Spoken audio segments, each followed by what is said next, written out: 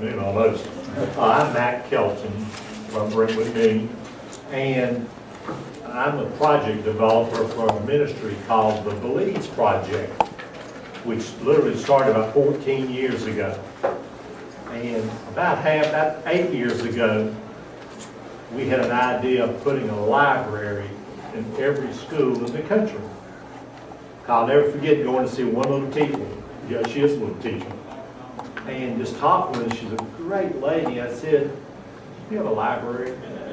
And she took me over to a little bookcase. Oh, she was so proud of it. Yes, we've got a library. She showed me one shelf with about 30 books on it for her whole school. And she was so proud of that. I was just sitting there thinking, wish I could say something. That's where we started this idea of putting a library in every school, 280 schools. Well, after about 2 years of doing that, we kind of ran out of energy or resources.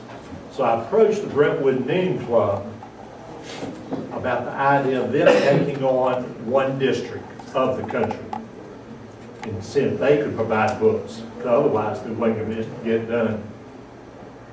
During that time, when that was the poorest district, the most remote district, it was very rural.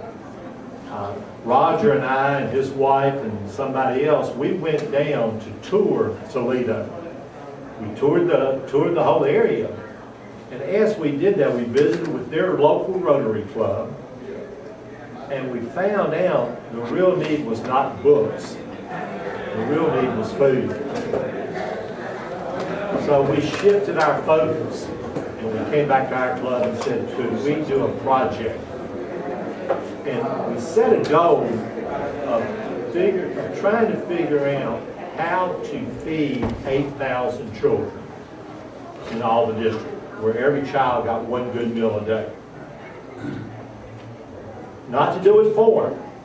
That would be easier, just throw money. But to figure out how they could feed their children. Because we were puzzled, because in Belize, anything grows. You throw something on the ground, it grows, because it's such a great climate. And the kids weren't getting fed. There's a lot of malnutrition. So we took on that challenge. We said, let's take on 4 villages, and we went to the school board to find out about schools. And they recommended these 4, so we went and visited these 4, and we obviously went to the schools. Talked to the principal, met the teachers, asked them if they had a feeding program. All of them wanted a feeding program. Some of them said, yeah, we have one. We feed 20 kids once a week. And there's 60 kids at school or whatever. As we did that, and we started trying to work with the schools, we found out that they had garden projects in a lot of the schools. They had little gardens. And we thought, boy, that's a good idea. That should be, if they just did more gardening, they could do it. So we started working with them on how to improve their gardens. And then we found out those were educational gardens. They weren't production gardens. Big difference. So there was no way they were ever going to feed the kids. So we said, okay. Then we went to the local village council, which is political. You're either UDP or PUP, one party or the other. And we found out that tends to change. As we worked along with those folks, we discovered that there's another government. I call it below the radar, because this is a Mayan area. The Mayans have their own government. And they've been there a lot longer than the country's been there. And they have an equality. I never heard the word equality. And I've been to Belize 40 times. Found out there was an equality in that village, each village in the south, who was really their leader. And what I guess the biggest challenge we faced throughout all of this is finding leadership. Not finding things to do. Not finding projects, not finding as American, well, I shouldn't say, because they're American. Yeah, the thing, one person one day said, talking about Americans, said, we're Americans too. We're Central Americans. Oh, okay. I never thought of it that way. But as North Americans, we tend to want to go in and do it for them, throw money at it, and we think, boy, we did great. We leave. 2 years later, everything's rotted or gone away or died because the leadership had not bought in. What our club is trying to do is to find leadership in each village and see what they want to do and see what they can do, and then help them with that so they can sustain it after we're gone. 2 examples. One is Matthias, who's a man we've worked with for several years in a little village. He got elected as the ecologist while we were there. The school had a great principal, wanted to feed the kids, but the principal did not live in the village. The teachers don't live in the village. They leave every afternoon at 3 o'clock. Well, Matthias was the local leader. We taught him about feeding the children. He recruited the cooks, the women, he would get the women to come cook. He recruited the food so we didn't have to keep paying for the food. Because if we ever quit paying for the food, it's over.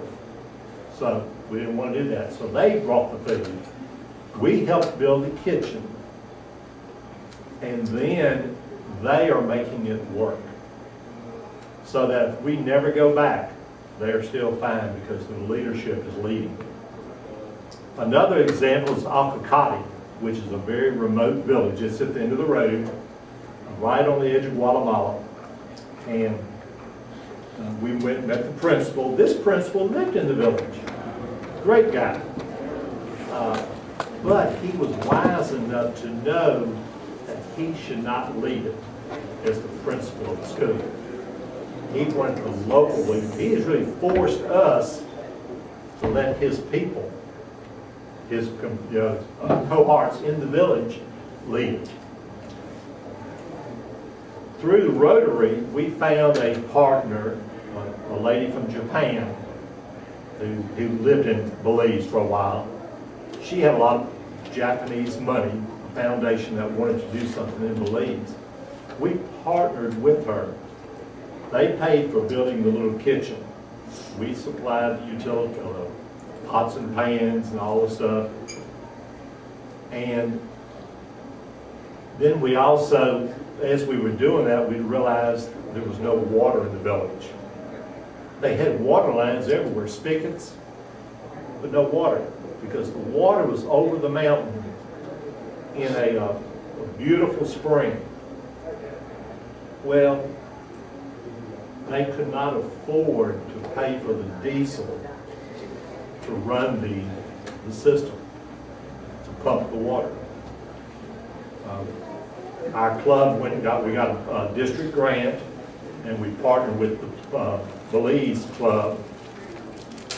We put in a solar pump, solar panels, and now the whole village has water, and the school has water. The kitchen's built. They had a women's, we went to a women's to cook meeting. Had all these women sitting around in the room there. We were sitting and looking at them, and most of them, well, some of them spoke English. All of them understand English. And we started visiting with them. And they were willing to come, they wanted to cook the meals, they can raise the food. But they felt like they had to have certification to be a certified cook. They wanted to obey the law.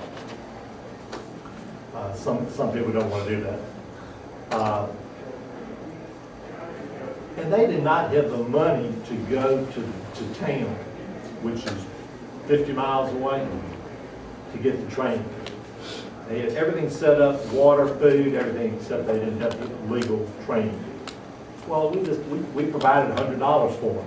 The next day, they were in town getting their training because they wanted to do it. They just didn't quite know how to have the resources. what we have found in Belize are the people are very hardworking, they're very proud. We're trying to not steal their dignity by doing it for them. Because every time you do it for them, what you could be communicating is, you're too poor, you're too pitiful. You can't do anything for yourself. You have to have Americans do it. That's not what we want to communicate. We want them to do it if they can. So we always approach each village by, what do you have? What is your vision? What would you like? To reach that vision, what else would you need? And then we decide if we can help them, we will. But it's their vision. So now we're starting to see, after 5 years, we're starting to see villages feeding their own children, doing it themselves. Our hope from Rotary is to get all 46 villages covered in the district. And to do that, we need you to say, hey, we'll take a village, we'll go down, we'll take you with us, we'll save you a lot of money, we'll give you a lot of education. But we need you to go and say, we'll take on one village and we'll help them figure out what to do. So I hope that each one of you will consider that this year. If you'd like to know more, we'd love to talk to you. And that's pretty much it. That's the Belize project. Thank you.